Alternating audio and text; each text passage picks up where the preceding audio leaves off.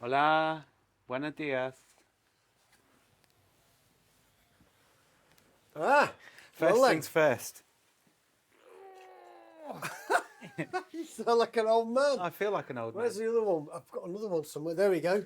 Right, first things first. Welcome to another video, and we're going to talk to you about some stuff in a minute. But what we wanted to do is say a massive thank you to a guy called Glenn out in Texas, would you believe? Texas? Who got hold of me, and I thought it was a bit of a scam, and I was like, oh, do I say yes or no? But he's 3D printed coasters for us, and they are awesome. They're like massive coasters. He called them coasters, but we're going to use them to, they're, There's foot stands. yeah, foot stands for the bike. Mark's 1250 GS Adventure for your 1300 GS when you get one. That's not going to happen. I've Not got for a couple while. with the 1250 RT and Barney on it. Really? But it's really, really good, and we've been using them as well. So thank you, Glenn. Brilliant. Thanks a lot, Glenn. Shall Two I things come from Texas. Glenn and coasters. There you Brilliant. go. Well done. So we had a subscriber, didn't we, Mark? Can't remember his name though, which is bad. But you're equally as important. It's Yeah. like one of those things. You're on hold. You're important to us, but we'll get to you sometime. But there was a Cue the guy. music. Yeah, there was a guy that asked us if we could talk about touring. He was planning a tour this year, which is 2024, Hmm. and wanted to know if we had any tips and things to think about and things like that. Which is great. We've done tips on. We need to do another packing video at some point, We've don't done we? packing. Now we've Yeah. refined it. We've Yeah. done packing videos. What we think tools you might want to take, which Other than the people on the bike like me. but I think he just wanted to know about some basic stuff about what you should take as Well, an interim thing. yeah, so it depends. I think the first thing depends on what you pack. So packing your stuff is really easy for some and difficult for lots of people, isn't it? That light's going to keep flashing because it's got a sensor on it. Oh well, hopefully it'll be all right. It's solar powered. Yeah, we're eco here. Absolutely. Well, you need to be because everything keeps getting knocked out with the storms. Anyway, I think you need to focus on your packing first. So what space you've got on your bike is really important. So on Barney, I've got two 20 litre panniers. On yours, you've got like 50 litres either side, haven't you, or something ridiculous? They're standard boom up metal panniers. Yeah. I don't know what size they are. But don't take the unnecessary stuff. So if you're going just for a touring week or 2 weeks, what are you going to be wearing all the time? The stuff that I'm dressed in. So is it really worth taking 15 shirts, 20 pairs of socks, 20 pairs of pants? All I take, and I'm sure you're much the same, is I'll take 3 t-shirts, I'll take my wicking top that I wash every night, my biking gear is on me, I take a pair of shorts, a pair of Crocs, a couple of pairs of socks for riding. You know you're going to alienate yourself now by saying Crocs. Crocs are the best thing ever invented for Absolutely. feet. They really are. I've even got some Aldi ones with fur inside to keep you warm. But I take my Crocs. I might take some trainers, a lightweight jacket to go over the top, sunglasses and a hat. That is all the clothes I take because I wash my clothes at the end of the day, hang them up because there's one like the wicking shirt and pants.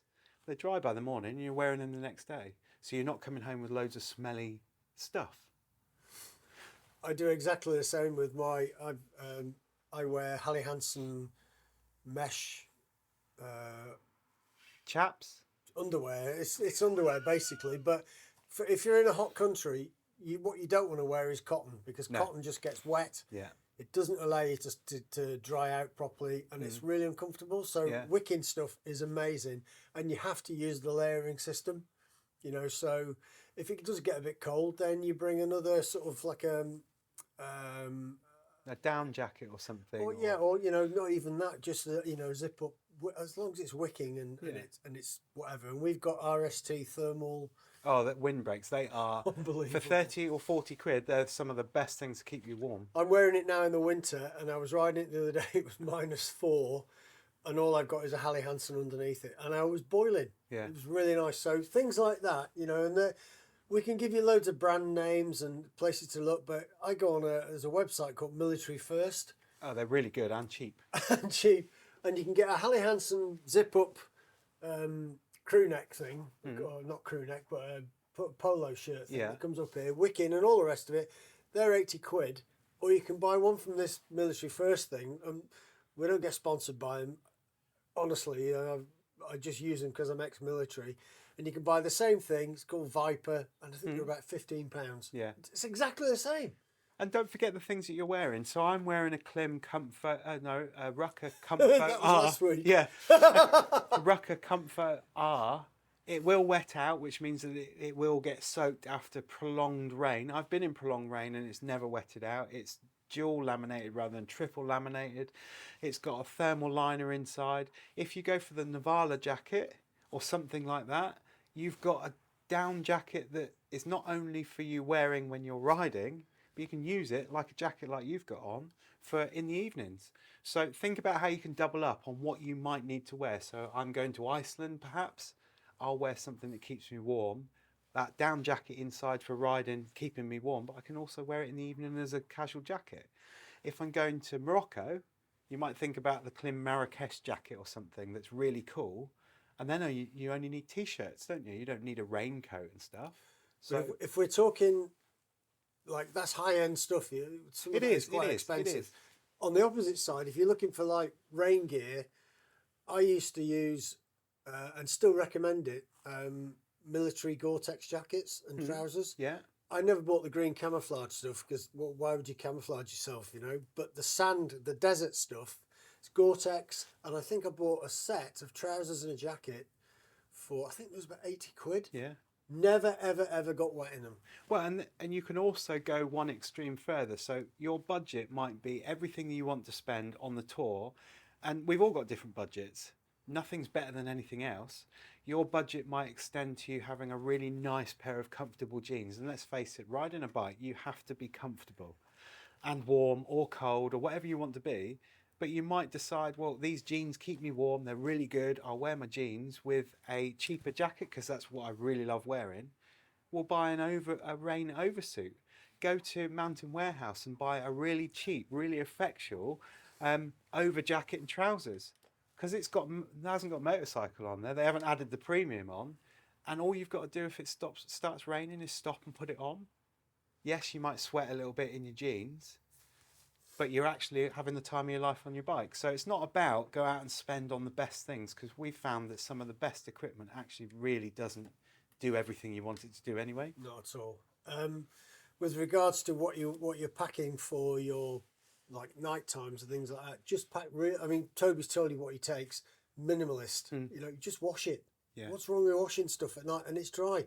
And your under stuff you're wearing for riding, if it's a bit damp in the morning, it doesn't matter, does it? Because if you're riding in Europe in the summer, it's bound to be hot. Yeah. You're dry very quickly, you know. So don't worry about things like that. And toiletries, if you're not going camping, use the toiletries in the hotel room. Don't take towels. Use the hotel towels. That's what they're there for. I never take them. I might take some roll-on underarm just so that I don't stink when I'm riding during the day. But when you get to the hotel, they've all got complimentary shampoos. Use that to wash your kit. Wash yourself. Stamp on it in the bath. Wring it out. Hang it up. And even things like toothpaste, you know, why take a big toothpaste tube when you can go and buy a little 100ml one that you have to take on for flights? Just a bit of logical thinking like that saves you lots of time and space. Yeah. Bizarrely enough, I've come across people who take kettles because they like coffee in the morning, and in Europe, not many places do. Spain don't have them hardly anywhere. Taking coffee in your room. France do. In Spain, France, they won't. Quite often. So I had a couple who were on a tour with me, and they had a kettle. They were telling me about the kettle because they love coffee, and I was expecting a little travel kettle, a 1.7 litre kettle. I mean, that's massive. All right, so if you're going to take something really small, but do you really need it? I can get by with it. But having said that, there are people that like to take their creature or home comforts. It's not bad, is it? You've just got to perhaps think about what you don't take that you might need to have those luxuries you want. It's not about us saying, you must not take it, don't get us wrong. You take what you want to take, but you've got to think about how you pack it. And the weight of the bike, if you're packing 20 or 30 kilos one side and only 10 the other side, you're not going to be having the best time because your bike's going to be all over the place. And so let's talk about things like tools that you might take. You don't need. I've had people. I had one guy took a torque wrench with him to tighten his bolts up on his, if he checked his tyres. We were away for sorry, not his tyres, his chain. We were away for 8 days. Chances are he's not going to have to do anything about his chain. No. And, you know, to be honest, if you do need to adjust it, Europe is not England. You can turn up at a motorcycle dealers and say, look, I've got a problem. I'm on a tour. I have never, ever, so far, in all the tours I've done, had somebody say, yeah, can you come back next week? No. Which is what would happen in the UK typically. And don't forget, we are bikers. When you go to a garage that have got people that work on bikes, they are bikers. What do bikers do? We look after each other. They help you out. So, you know, if you really needed to sort your chain out, yeah, I can do it for you. It might cost you €10. You know, I've had guys have fallen over, dropped, snapped foot pegs off, you know, and we've gone to a Honda dealer or, you know, whatever the dealer was, and they've gone, yeah, I've got a second-hand one for you, you know, and they fixed it. And not charged him anything, you know, or charged him just for the price of the foot peg, which are really cheap, you know. He's got it off a second-hand bike. So people will always try to help you out. So don't worry about taking masses of tools and all that kind of stuff. But I would suggest you take a puncture repair kit. Yeah. Tie wraps. Yeah, always. Of different type, different sizes. Duct tape. And inside your duct tape, I might have some here actually. Okay, so I just, oh gosh, throw it all away. Throw it all away. So inside my duct tape, which I squash down, so it takes no space, I've got some rubber gloves. Not because I like wearing rubber gloves, but if you're ever going to, you know, messing with a chain or something like that, you put them in there. It doesn't take up any space, so that's just a handy little thing I take. Tyre inflators, there's loads of them out there. You can get from Halfords for £15 a tyre inflator that will plug into your bike and inflate your tyres. They're quite big. I spent about £50–60 on a Michelin one that's about that long. We'll show it on the screen, about that long, about that wide. It does everything. It's got a battery in there, doesn't need to connect to anything, and it works really, really well. Torch. Well, we've both got booster packs. Because obviously there's Nocco we've got, I think. Nocco. Yeah, we'll put it up on the screen. But we've got them basically because we're guiding, and you get people whose batteries die on them. You know, this will start a 6-litre engine on it. On something amazing. Like charge it; it'll hold its charge for a year. It'll charge, act as an extra backup to charge your phone, things like that. And it also has torch lights on it. So we carry those. I'm not saying you would necessarily have to spend that, but it's a good thing to have, and it takes up a little space. It's only quite small. First aid kit. First aid kit is a must. But when you look at a first aid kit, take everything out and then put it back systematically as you think, oh, might need that. Not all of the extra ancillary stuff. Do you need 15 bandages in a? When it comes to bandages, I would go to a pharmacy or something like that and buy 3 or 4 triangular bandages. Yeah. All right. All the rubbish, the little plasters. Plasters are great, but you don't necessarily need different sizes. But triangular bandages are fantastic. And my toolkit, my first aid kit is full of, I think, about 5 or 6 triangular bandages because they can be used for holding people's arms, all sorts of stuff. Amazing.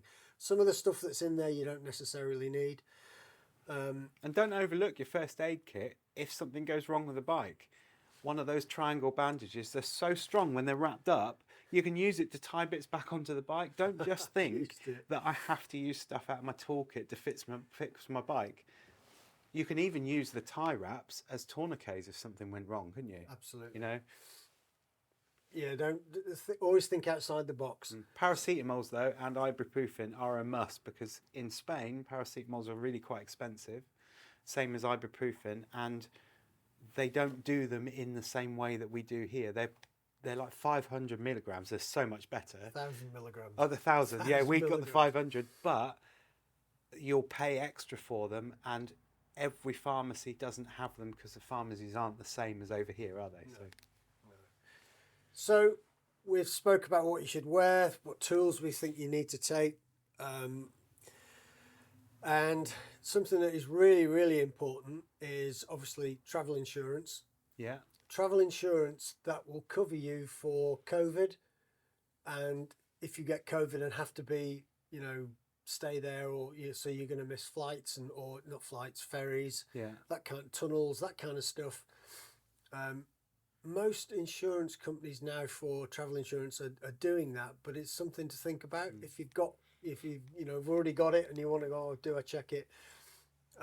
Injections. If you're traveling in Europe, you don't necessarily need, HEPA or whatever, but speak to a doctor, speak to your pharmacist, your GP, or even go to a pharmacy and say, what do I need? It's the information on the .gov website is there of what you may and may not need. If you're going to somewhere like Africa, I would suggest you'd have HEPA, typhoid, that kind of stuff, tetanus, a booster. Yeah. They don't necessarily do that now, but think about that. I think if you go to places like Morocco and Algeria, they offer you rabies. It's a horrible injection. It's in your belly. I don't necessarily think you need that, but it's personal choices. Yeah. You also get a record of what injections you've had. Whether you can keep that on your phone, a picture of your phone that's on your phone, that's important. Yeah. When it comes to documentation, you might need to take your V5, which is your ownership document. The original. The original. Yeah. But also make photocopies. Yeah. And I say make photocopies because if you're ever stopped by the police and they ask for it, I always produce my photocopy first. Yeah. And they go, oh yeah, and they look at it, and they quite often they just, not that I get stopped that often, but more often than not, they'll be happy with that. If you need your original for like travelling across borders, then you've got that. Yeah. For example, if you go into Bosnia, you have to buy a green card and they need your V5. They won't accept a photocopy, but you'll get it back. Yeah, yeah. And I keep them in separate places. So my 100% genuine original is kept in my paperwork, so it'll be in my bag with my passport and stuff. But the stuff that I might need to show is in an envelope, in a pannier, as photocopies. So if anything happens to the bike, I know that on me I've got all the original copies, like passport, that sort of stuff. Yeah. So it's not all over the place. But if you lose the original, you can still prove that you've got it with the... And I also take a picture of it and keep it in my iCloud or keep it on my phone so that I've got a PDF version of it if I need it. And so that's documentation you might need. So we've done travel insurance. Your motorcycle insurance, you will have to take the schedule. You don't have to take the whole 90 pages. I just take the certificate. And it's just print off the one page. Motor insurance. Take that so you can prove that, because quite often they'll ask for that as well. Your driving license, a photograph of your driving license, front and back, and obviously take your driving license with you as well. Yeah. And an international driving license. So in Europe, I think, is it outside the Schengen area, you need an international driving license. So belt and braces. For people living in England, it's really simple. You go into the post office and you ask them for an international driving license, tell them which countries you're going into, and they will tell you which ones they need. They're about £5-10 each. They'll fill them out there, and the people in the queue will hate you because it takes ages, but they'll fill it out and you've got it with you. It's a paper copy, and it basically tells people in the language in the country that you're going what categories that you're able to drive or ride, and how long and from and to. And it's valid for a year, I think. Some of them are 5 years, some of them are a year. So you need to check on which country you're going as to how long they're available for. But you don't really need them in Europe. Inside the Schengen area, which is like which is the EU area, basically, if you want. What else do we need? I suppose you've got to think about how you're going to get to where you're going. So if you're going to go on a ferry, turn up in really good time so that you aren't hassled, because if you turn up to the ferry and it's wet, the ramps onto the boat will be wet. So just think about, if you're with a pillion, take your pillion off and get the pillion to walk alongside the bike. If you're worried, you don't want to damage your bike on the bottom of the ship before you've even left for your tour that you've planned so much for. If you're going on the tunnel, there's a different system on the tunnel, isn't it? You can turn up at any time, you can scan your thing and you can go through. It's really simple. When you turn up to the tunnel, we're talking about the Channel Tunnel, you go through their check-in system and they offer you, if you're there really early, they may offer you an earlier train. It makes no difference. In my experience, no matter what train number you've got on your ticket, you're going to get on the next available train. They'll say start boarding now for whatever train it is.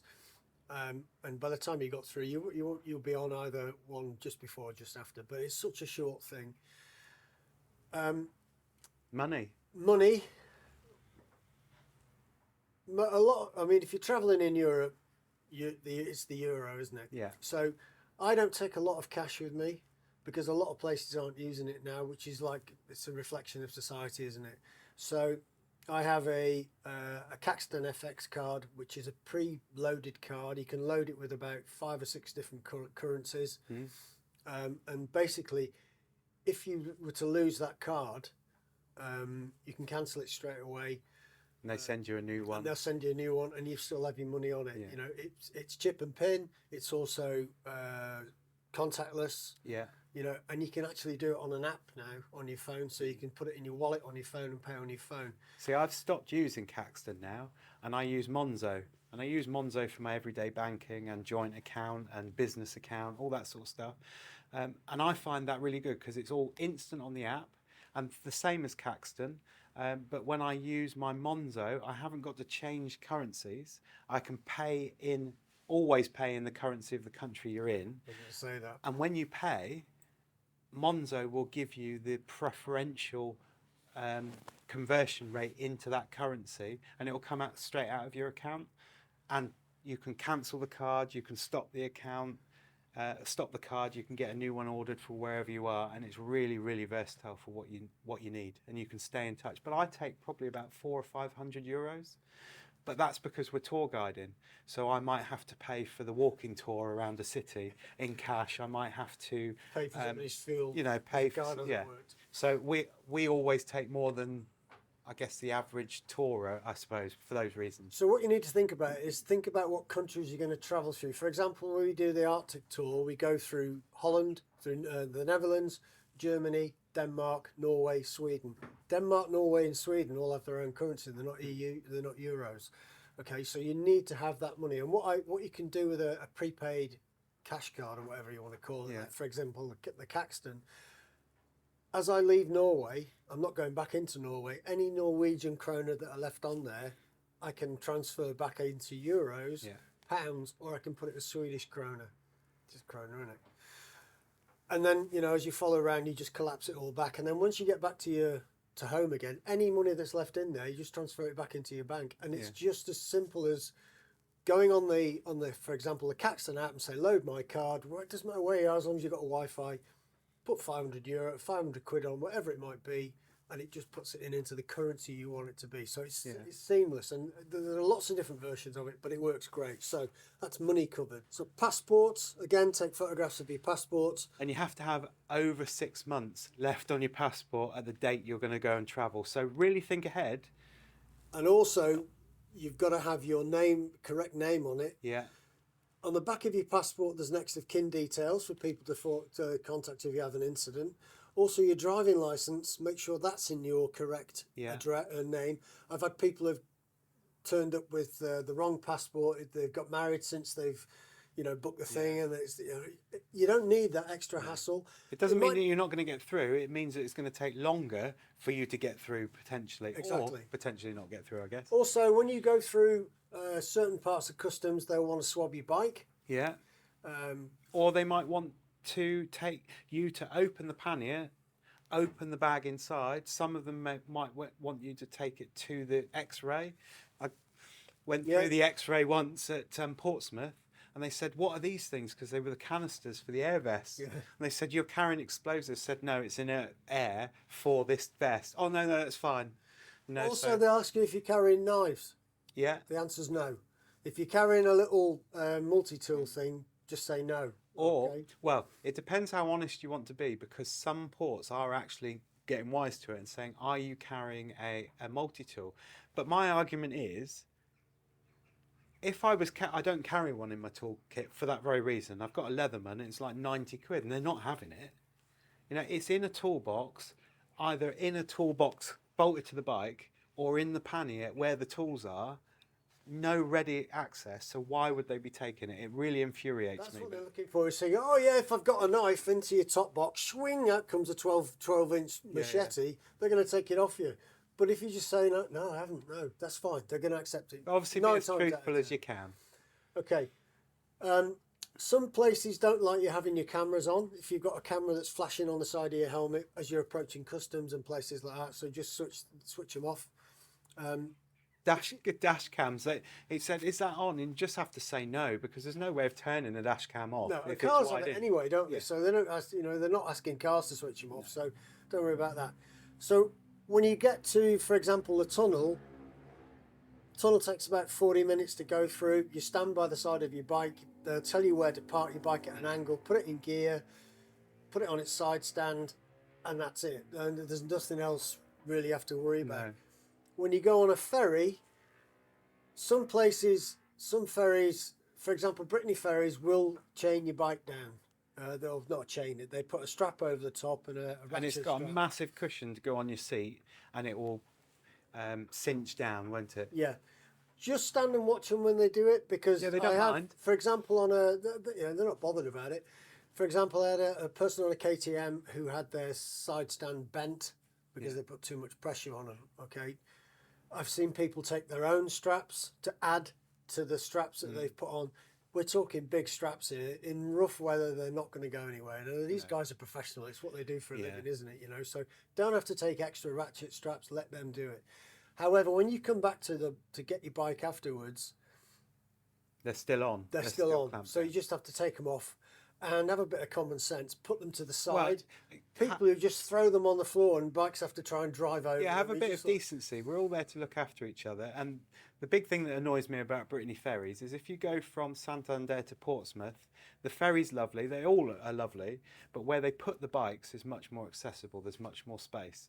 On the Pont Avon, from Plymouth to Santander and Santander to Plymouth, they put you in the bows of the ship and treat your vehicle really well.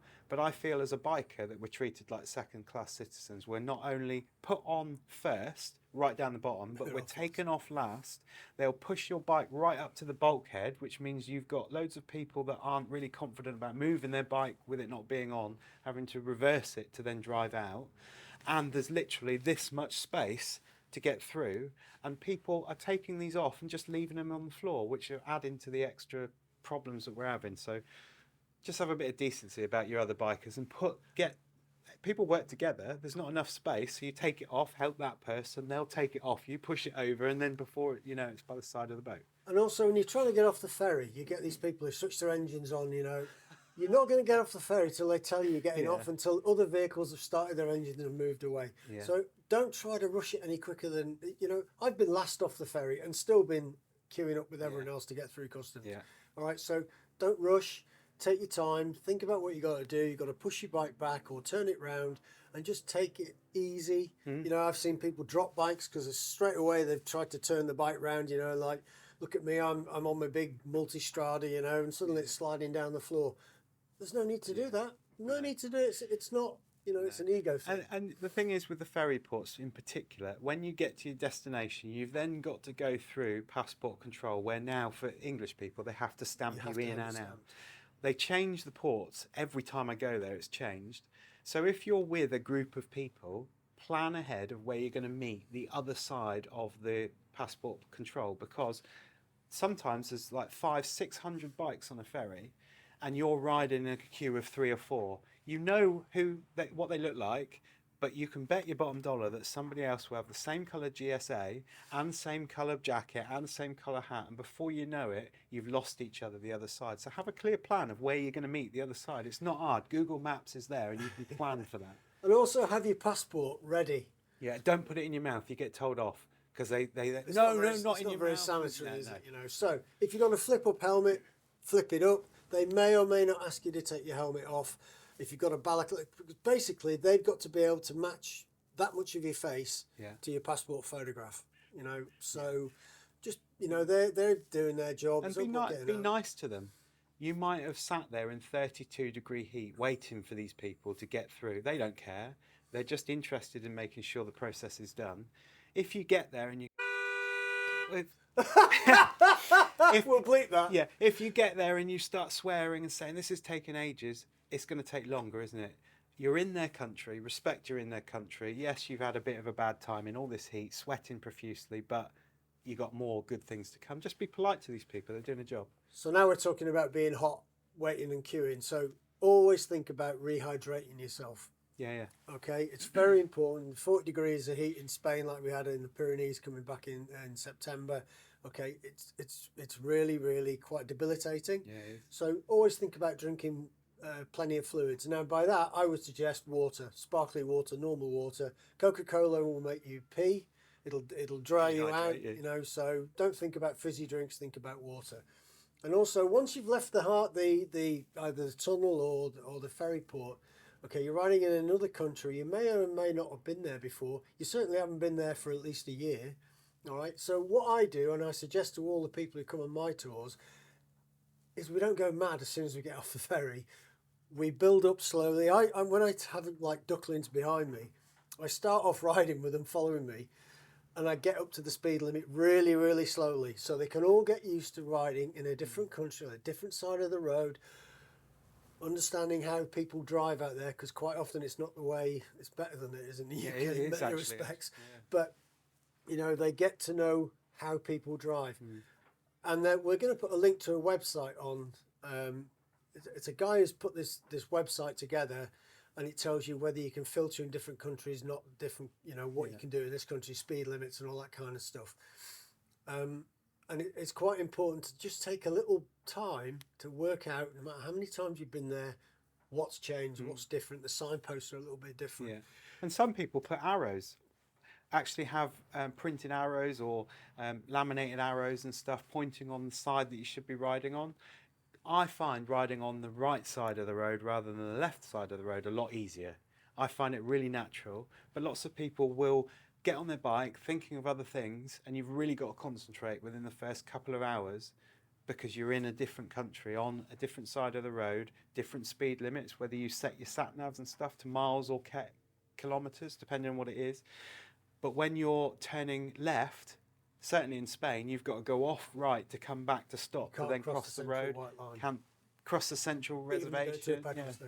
Yeah, even to go, unless there's dotted lines. Big question about GPSs. First question everybody asks is, can I have my notifications for speed cameras on? No.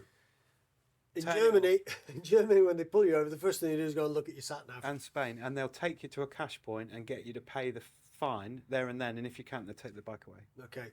Also, drinking. I mean, we're all on holiday. We all like to have a nice time. However, if you get caught above the legal limit, wherever it may be in that country, some of the fines are massive. Yeah. For example, in Norway, they will confiscate your bike off you. Yeah. Okay. And I've got a friend who lives in Norway, and he said they quite often take you and watch. You have to go and watch it being crushed. You know, so massive fines. We don't need that. You don't need that. I got caught speeding in France twice in one tour. I got caught by a drone. Yeah, they've got, believe it or not, they've got drones. And when you see on the signs, drones and helicopters, they are using them. The Picos, Pyrenees, that sort of thing. You'll see marks on the road. And what those marks are for is they'll have a drone or a helicopter out there. They're not following you at that speed. They're timing you from the moment you go across that first marker to when you get over the next one. And if it's faster than it should be, you're going too fast. Both of my speeding tickets in the same trip, I was 2 miles an hour over the speed limit. Yeah. It's horrendous, but you know, that's just the way it is. I got caught in Spain on Barney, not far out of Santander, doing 106k in 100k. Now, bearing in mind, we're riding English bikes. Mine's an analog dial, so that analog dial was probably reading a little bit over, but was reading right on my bike because I wasn't speeding. Well, I was because I've got caught for it, but my bike has probably led to that. So you need to think about the needle being in the right place and perhaps putting some lines on the speed limits if it isn't in miles per hour in the bigger figures for English people. I think for, you know, to note about your GPS, you don't have to change it to kilometres when you go abroad unless you really want to. Your GPS will tell you that 50 kilometres an hour is 31 miles an hour, and it will display 31 instead of the 30, you know. So don't worry about things like that. If you want to do it, then fine, but you don't necessarily need to. I always do, because in my mind I like to be able to see that and know that's what I'm doing there or less, rather than trying to work out. I know that it wasn't until you said that will tell you the miles, which is yeah. So, but anyway, so there are various rules about filtering in some countries. Germany, you can't filter, but what you typically find is the traffic staggers itself. Yeah. And if there's any kind of a roadblock or an accident or traffic slows down, in a lot of European countries, they're automatically, by law, required to move to the outside edges of the lanes. Okay, and that allows emergency vehicles to go through. Not many people complain about you going down the centre of that. No. You know, but filtering in itself is not accepted. And so if cars are moving along and they're driving like that, you'll notice what local bikers do is they go in between. Yeah. Okay, but they don't do it fast. They just do it slowly. In France, well, we've heard of countries like in France. France is very different with speed limits now. They went from 90k on like our A roads in the UK down to 80k. Realised, I think, that wasn't having the desired effect. So are steadily putting them back up to 90, but go with what the sign says, not what you think it should be. Go with what the sign says, because what they're doing now, driving in France is so different. Not once did I feel like people were pushing me, because they will drive very close to you in Spain and France, because they've got no concept of the danger they're causing, but they're really polite towards bikers, but don't give you much distance behind. But when you're riding in France, bear in mind that not only are the traffic police out, they've got speed cameras that aren't bright yellow like they are in the UK. They're black and grey, and they look like bins and all sorts. But they also pay for security companies to drive around unmarked cars just below the speed limit, enticing people to break the speed limit. And as soon as you do, you're caught. And that's why lots of people in France are really scared about breaking the speed limit, which is a great thing, I think. Yeah, it is. Because it's really slowed and made things a lot more comfortable. You don't need to take alcohol test in kits in France anymore. No. That was a thing that came in, and the French went, well, I'm not having that, so you don't do it. You are required in a lot of countries to have extra high-vis stickers on your helmets. Yeah. So if your helmet isn't reflective anyway, just get some. You can get them off eBay, cheap as chips. Just stick on. They have to be on the front, the side, and the back. Yeah. You need to carry a high-vis jacket if you haven't got high-vis. Why wouldn't you wear high-vis? Yeah. But as long as you've got the reflective stuff on like that, for example, a Hellite jacket, that's acceptable. You don't have to buy a high-vis. And we've dealt with loads of accidents. I'll say loads of accidents. We've dealt with a few. Well, I have in this country, but a few accidents that we've had on tour with some of our clients. And the police have come, and they've not said anything about the fact that we're wearing these rather than yellow ones. You don't need to have a warning triangle. Where would you put it? Exactly. So I had somebody turn up with a warning triangle. I was like, yeah, just leave that in the bin somewhere. Okay, so this website we'll put on this link. Have a look on there. There's lots of good information. The thing I think we need to get across is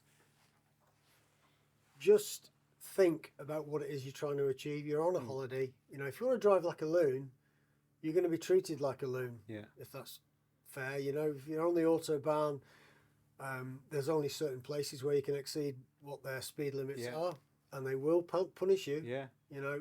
And it gets increasingly worse the more speed that you're doing over the speed limit in a lot of countries. Get asked about the peages in France. Okay, we only use the peage to get distance from the tunnel, and then we're off them. The peages are really simple now in France. You come to a barrier, you press the button for your ticket, a ticket comes out.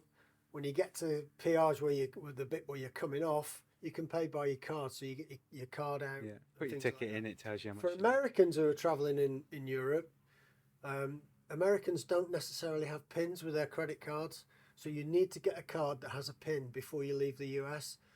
Not many places accept MasterCard. American Express. Yeah. And I've time and time again, it's American Express. Well, it's not accepted widely in Europe. No. So get yourself a card, a Visa or a MasterCard debit card or something like that, or one of these prepaid things. And the peages, or for want of a better word, pay-to-use motorways in Spain, there are some. Exactly the same thing. You rock up.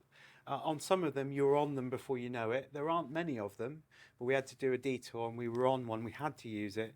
But when you get there, it will tell you what you need to pay. Again, show your card, all the same sort of stuff Mark's done, and go off. Portugal, you need a vignette to be able to use them, like Switzerland. So think about buying them. It's like France with the, what do they call it? The Crit d'Air. Go on to, put all the links in the description. There is a genuine site for the French government for you to go on there. English people hate paying tax. French people hate paying tax. It cost me £4.50 to get a vignette that covers me for the whole country. So if you're worried about, is this a vignette city? Is this an emission zone? Do I need one? For £4.50, £5, fill it in on their site, get it sent to you, stick it on your bike. You ain't got to worry. Don't be worried about this clean air sticker in France, because it's only the really big cities, like in the UK, it's London and Birmingham and Manchester, you know. It's only the really big cities you've got it. So if you're not going in those cities, you don't necessarily need it. But once you've registered it for your bike, it's a sticker that goes on the front, and it's done. It's done for the time that you own that bike. Yeah. All right, so you don't have to worry about it again. I think we ought to talk about tyres very briefly. If you're going touring, think about how far you're going to go. Don't go on a tour into a hot country with only 4 mil of tyre on your bikes. If you go into your garage and you say, will this do another 3,000 miles? They'll say yes, because they're thinking about the conditions here. Think about, you might be going a little bit quicker on hot, sticky roads, perhaps with more weight on your bike, a pillion. The stresses the bike tyres are going to be under is greater than your normal riding. So if you need to get a new set of tyres, keep the old ones and put them on when you get back. Put a new set of tyres on and scrub them in before you go, simply because we've had people on tours before where they've had the braiding of the tyre showing through within 2 or 3 days of touring. And it's because they've not thought about the heat of the road, the stickiness of the road, the adhesion of the tyres to the road, the extra weight, and all the extra wear that will come from your tyres. So just have a think about it. And that brings us on to servicing. If your bike, for example, has a 6,000 mile service and you're going on a 4,000 mile trip, you might consider getting it serviced before you go. Yeah. And that includes your pads, your discs, all that kind of stuff. And if you're going to a really hot country, you might have to check to see whether the oil in your bike is suitable for a really hot country. Yeah. Okay. And take some extra oil with you, because these bikes use them. Yep. With regards to fuel, I don't take any extra fuel. I'm in Europe. There's fuel everywhere. Yeah. I've had people on tour who've they go, oh, I can only get 90 miles out of my tank. All right, so they have to look for a lot of fuel.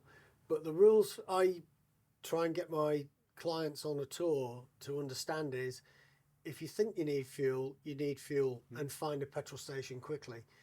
If you're going down below half, consider looking at fuel stations. And if you come to the end of your day, fuel up before you get to your hotel. You ain't got to worry in the morning. You don't have to worry about it in the morning. You know, if you see one, I need it. The only people I've ever had run out of fuel have been people on GSAs. Yeah. And it's happened to me 3 times. So I say to people... Not you personally. No, God, no. I've been down to a mile on mine. I've had mine screaming, saying, fill me up now, otherwise I will stop. So I say to people on tour, if you run out of fuel, don't worry about it. I said, I will give you some fuel out of my bike, because I always try to keep mine up. And I have a hose. I don't have a siphon. Yeah. I have a hose that they can suck the fuel out of my bike into theirs. And that's How much free. Is it gonna cost? That's free of charge. But the pipe is £60 a foot. But I think above all, when you're thinking about going to tour, it's your holiday. Take what you want. Take some of the advice, or don't take some of the advice on all the stuff that we've talked about, but it's your holiday. The main thing is to have fun.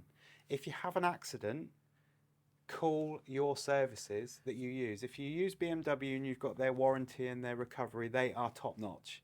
The other one that's top notch is Barclays Bank. We're not sponsored by any of these, but we had a really serious accident where Barclays Bank allowed me as a guide to start everything off for the client, get their family and everything over before the client was even at hospital, and they just work seamlessly. And don't scrimp and save on your recovery, because it's only when you need it you find out how good they are. Just something very, very quickly to think of is on your helmet and your telephones, they all have these ice things, you know, in case of emergency. Make sure that is up to date. And also, if you take tablets, you know, people get to a certain age and start needing tablets, put them in one place in a bag. Okay, so if you're lying there, you know, you're being taken away, say, oh, I need my tablets, they're in my top box, or something like that. Yeah. And usually that's probably a good place to have it near your paperwork and things. Well, and also just very quickly before we finish, because it's quite a long video. Yeah. Headsets, Bluetooth headsets. There's so much controversy on the internet, especially around Spain and France. Can you use the in-ear plugs? Can you use this? Can you use that? I've been at several accidents in Spain, and the police have always been there, and I've had my in-ear things hanging out here with the stuff there on the side of the helmet. Not once have they ever questioned. I think there was legislation in France in particular and Spain to say that you couldn't use in-ear things like AirPods and stuff in your ear to listen to music or communicate. But largely, I've never seen that enforced, and I don't think that law is actually there. No, I think it's just one of those hearsay things. Yeah. So ride what's comfortable for you, feel safe on your bike, but above all, enjoy it. And make sure you've got all those things thought about way in advance, because when you're off riding, you can just think about riding and enjoying your ride and your tour. So if you like this video... Yeah, which is very, very long, but hopefully there's some hints and tips that people can use, or you can use, when you go out touring. And they're just based on our experience of tour guiding, aren't they, really? So, yeah. Thumbs up, subscribe, all that jazz, and come back for the next video, please.